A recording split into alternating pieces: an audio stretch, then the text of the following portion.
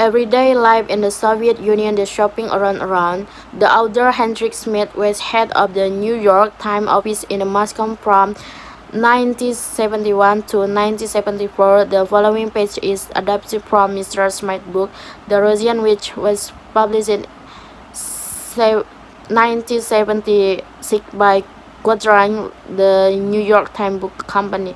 Number 1. I had heard about consumer soldiers before going to Moscow, but only when we began to shop there did the Russian consumer problem really have meaning for me. Consumers that were overweight the lines, but Soviet lines have a special quality all their own. Typical, the Soviet woman spent 2 hours a day in line, 7 days a week. Personally, I have known of people who stood in line 90 minutes to buy 4 pineapple and 3 or 2 hours to buy 3 larger heads of cabbage only to find cabbages were gone. They approached the front of the line. Lines can run from few yards to nearly a mile. Some friends of ours waited in a line of people and Moscow changed up to buy rice. The line lasted 2 days and nights and ran for across all through an apartment development. Number 2.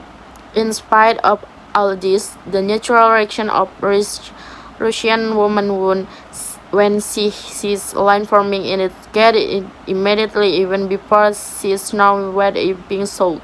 However, Soviet lines are more fluid than they appear. In most stores, for example, Soviet must stand in not 1 but 3 lines for any purchase the first to select a purchase and find out its price, the second to pay a cashier somewhere else in the store and get a receipt, and the third to pick up the purchase and return in the receipt. Number 3. But in dairy store one morning I found out that the game is both simpler and more complete. That I went to buy some cheese, butter, and bolognese sauce, which were in the 3 separate departments, each with its own 9 lines. Number 4. Rather quickly took a notice that experienced shoppers were skipping the first stage. They knew what most items cost, so they went directly to the cashier for the receipt. After studying price, I did that too. Then I went to the cheese line, the longest, probably 20 people to get the worst over with first. I was lying less than a minute when the woman in front of the asked me to hold her pledge. She darted up to the butter and milk line. The cheese line was moving so slowly that she got her butter and milk and returned before we had arranged the 3 feet. I decided to take the risk too, and I got back with my butter while the cheese line was still inside along. Number 5. Then it suddenly occurred to me that all over the store, people were getting in the line, holding pledge, laying a return. Everyone was using the cheese line as home base. That was why it was barely moving in the cup and spreading in the middle, so I got it might behind me to hold my pledge, and I went up to buy bolognese once again. It worked. It took me 22 minutes to buy butter, sauce, and cheese, but instead of being furious, I felt as if I had beaten the system. Number 6. The competitive shopping gives an atmosphere of tension to Russian life. People burst in the store and beams to each other with pitch set competitive expression. You have to understand, said a kind, gray-haired person, that for as long as we can remember, shopping has been strangled, life is strangled. Number 7. There is hardly any effective advertising to help shoppers.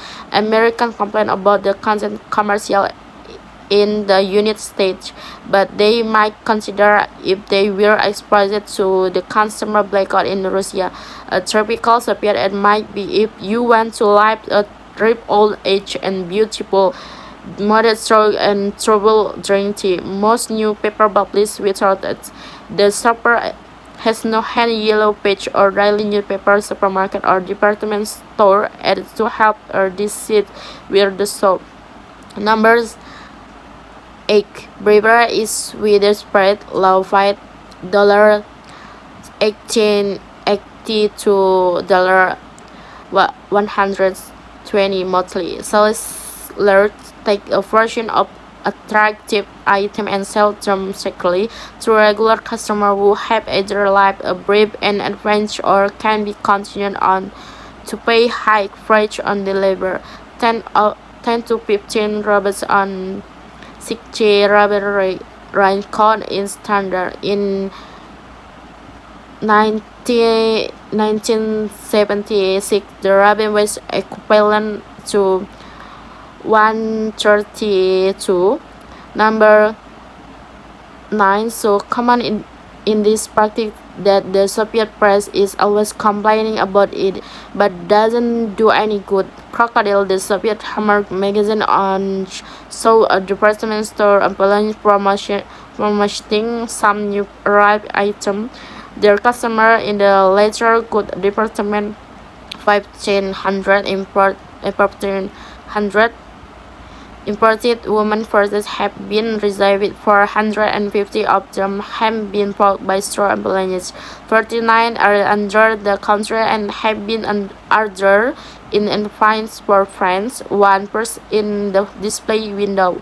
We invite you to visit the leather department to buy this purse. The main point of the text, along with example drawn from personal experience, religion perspective, or cultural context. Point paragraph 1. Essential goods in the Soviet Union were option stores, so people had to wait in the line for a very long time, sometimes for hours on even days, and there was no guarantee they would get what they wanted. This highlights the importance of patent in the face of scarcity. Point paragraph 2. The shopping system was very complicated because shoppers had to get through several stages of going selecting item, paying, and picking up the item, making I feel intelligent and cumbersome. Point paragraph 3. Each type of time had its own line, so its number of lines could be numbers, making the shopping experience exhausting and time-consuming. Point paragraph 4. People have become accustomed to using various stages, such as having someone hold their place in line or going straight to the cashier, as ways adapting to the difficult system.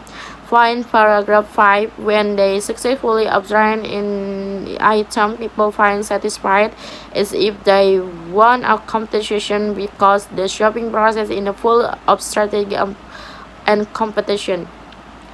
Point paragraph 6. This situation making people tense, irritable, and roid so that daily life feel like a struggle. Point paragraph 7. The lack of advertising and information make it difficult for people to know where to find and whether the goods they need are available.